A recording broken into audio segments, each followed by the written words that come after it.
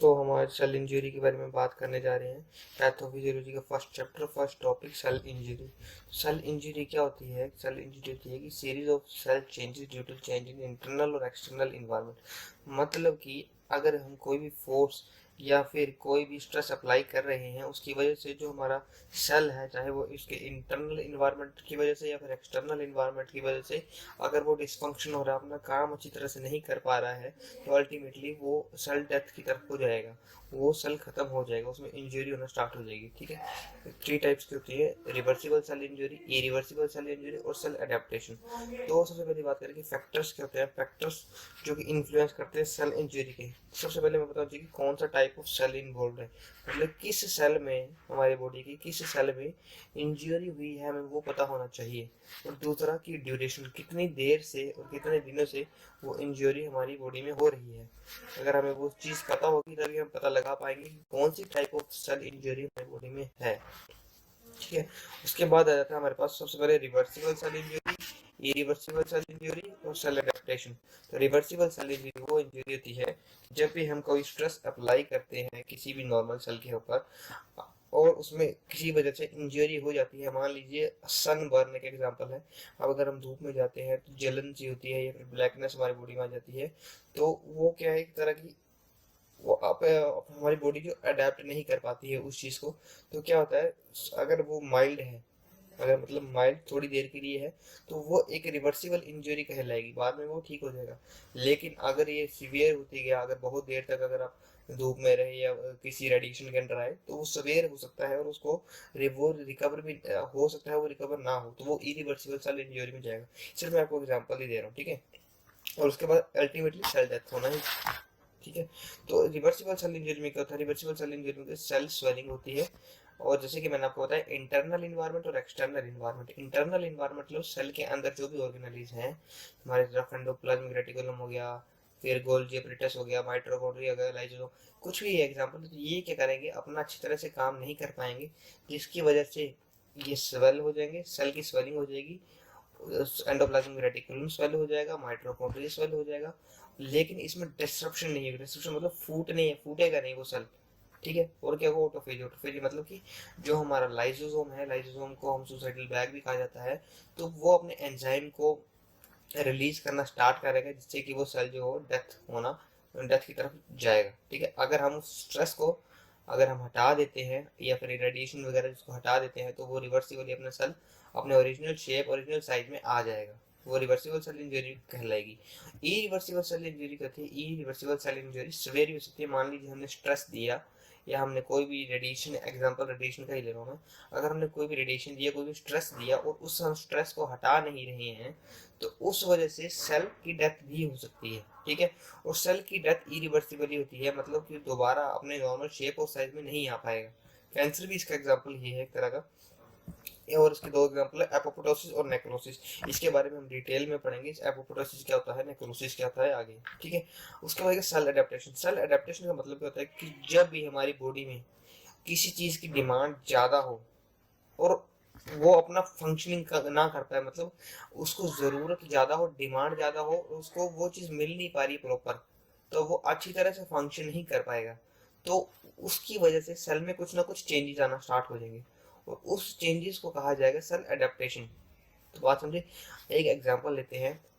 Hypoxia एक बीमारी है, इसमें क्या होता है, ऑक्सीजन की डिमांड बॉडी में कम हो जाती है। अब मान लीजिए कोई एथलीट है, वो रन कर रहा है और उसकी बॉडी में ऑक्सीजन की काफ़ी ज़्यादा ज़रूरत है और उसको ऑक्सीजन नहीं मिल पा रही है, तो वो अच्छी तरह से दौड़ नहीं पाएगा, वो उसकी बॉडी अच्छी तरह से फंक्शन नहीं कर पाएगी।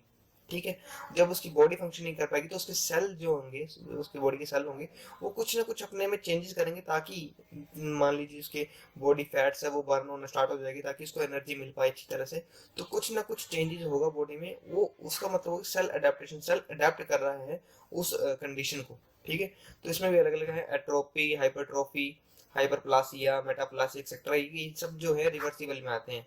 ठीक है, जैसे ही हम इनकी डिमांड, मान लीजिए ऑक्सीजन की डिमांड या किसी भी चीज़ की डिमांड कम हो जाएगी, तो हमारा सेल जो होगा वो नॉर्मल हो जाएगा। ठीक है, तो उसको कहा जाता है सेल अडेप्टेशन।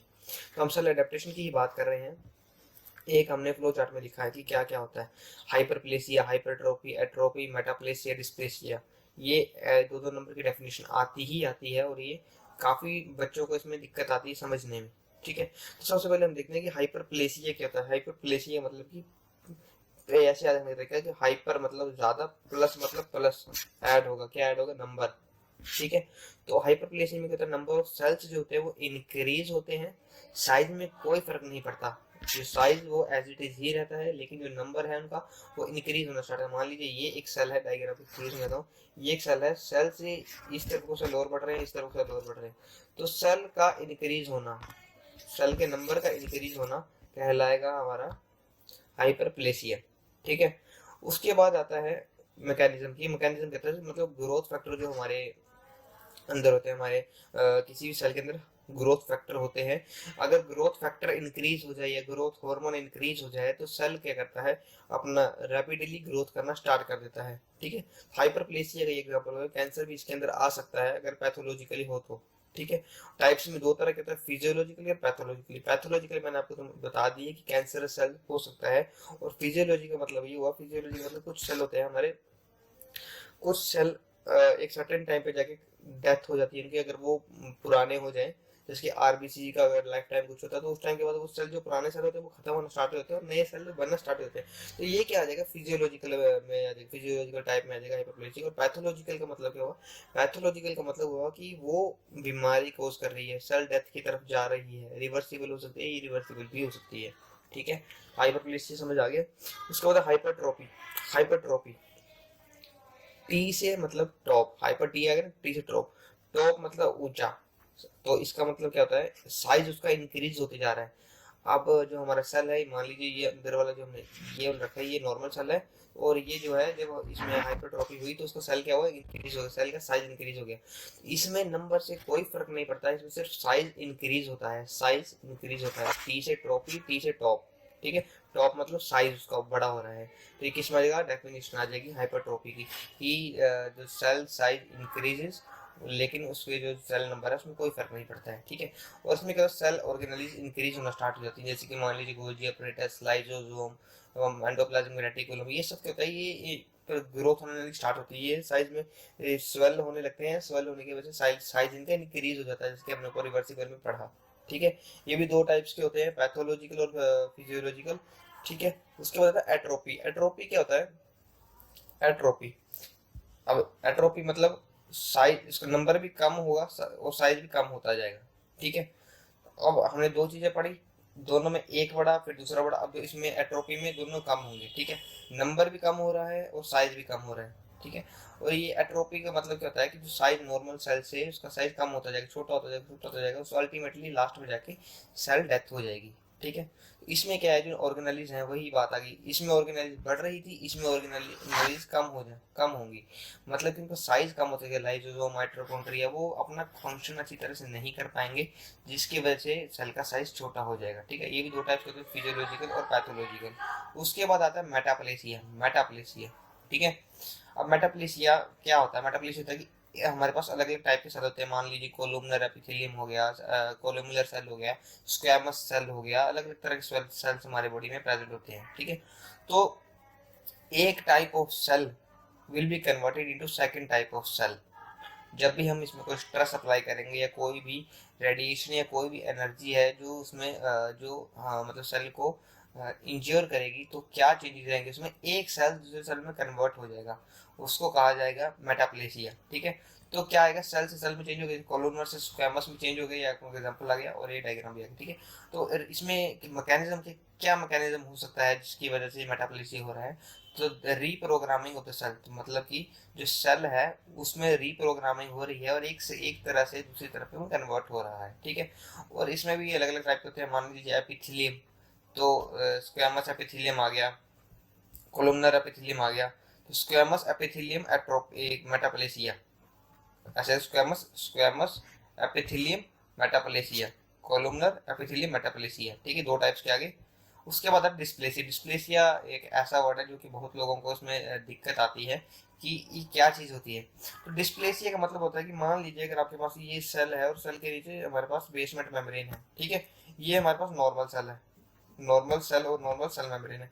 तो जब ये डिस्प्लेसिया होता है तो क्या होता है कि जो हमारी बेसमेंट मेम्ब्रेन है वो खराब हो जाती है, जैसे कि आप यहाँ पे देख रहे हैं, ये देखिए इरेगुलर शेप है, इरेगुलर साइज है, और सेल भी क्या इंक्रीज हो ही जा रही है, ना सेल का प्रॉपर शेप है ना साइज है, किसी में न्यूक्लियस है किसी में न्यूक्लियस नहीं है, तो क्या हम इसको कह सकते हैं डिसऑर्डर्ड सेलुलर डेवलपमेंट, मतलब कि जो सेल की डेवलपमेंट हो रही है वो अच्छी तरह से नहीं हो रही है, प्रॉपर मैनर में नहीं हो रही है, तो वो कहलाएगा डिस्प्लेसिया। ठीक है, तो नंबर ऑफ लेयर्स इंक्रीज, अब जैसे कि आप देख रहे हैं तो यहाँ पे एक लेयर है और यहाँ पे कितनी ज्यादा लेयर्स हैं, तो लेयर्स इंक्रीज हो रही हैं, डिसऑर्डर अरेंजमेंट इसका देखा जा रहा है, साइज ऑफ न्यूक्लियस किसी में न्यूक्लियस प्रेजेंट होगा किसी में नहीं होगा, जिसमें होगा उसका जो न्यूक्लियस का साइड है वो साइज है वो इंक्रीज हो जाएगा।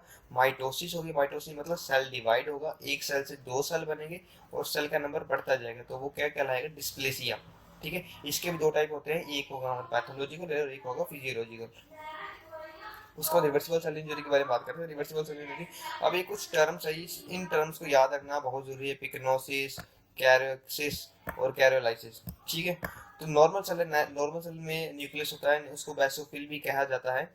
तो जब मान लीजिए कोई भी रेडिएशन आई, मान लीजिए ये एक रेडिएशन आ रही है यहाँ से, ये कोई लाइट ही है, मान लीजिए कोई लाइट ही है, ठीक है, जब लाइट इसमें बहुत सेल पे पड़े तो सेल में क्या चेंज है, सबसे पहले सेल आएगा उसमें, उसका जो न्यूक्लियस है वो कॉम्पैक्ट मतलब छोटा होना स्टार्ट हो जाएगा, उसको कहा जाएगा पिकेनोसिस। ये आपको वर्ड याद रखना है, पिकेनोसिस, इनका साइज छोटा होना स्टार्ट हो जाएगा, इसका न्यूक्लियस का साइज छोटा होना स्टार्ट हो जाएगा, पिकेनोसिस है। उसके बाद क्या होगा, कैरोरेक्सिस, कैरोरेक्सिस होता है कि फ्रेगमेंटेशन। अब ये जो न्यूक्लियस है तो न्यूक्लियस के छोटे छोटे साइजेस में कन्वर्ट होना स्टार्ट हो जाएगा, टूटने लग पड़ेगा इसका न्यूक्लियस, तो उसको बोलेगा, इसमें होगा फ्रेगमेंटेशन ऑफ द न्यूक्लियस, तो कैरोरेक्सिस में आ गया। और उसके बाद क्या होगा, उसको बोलेंगे कैरोलाइसिस। कैरोलाइसिस तो फेडिंग ऑफ वैसोफिलिया, तो जो वैसोफिल है हमारा वो छोटा होना स्टार्ट हो जाएगा, ठीक है, गायब होना स्टार्ट हो जाएगा। इसमें ये आ गया रिवर्सिबल सेल इंजरी। ठीक है, नॉर्मल टू कैरोलाइसिस, आपको आ जाएगा डिफाइन कैरोलाइसिस, डिवाइन कैरोरेक्सिस, डिवाइन पिगनोसिस, तो ये दो दो नंबर में क्वेश्चन आते हैं, ये आपको याद करने पड़ेंगे, अगर आपका कॉन्सेप्ट क्लियर होगा तभी आप इसको लिख पाएंगे। उसके बाद मैकेनिज्म की बात करते हैं।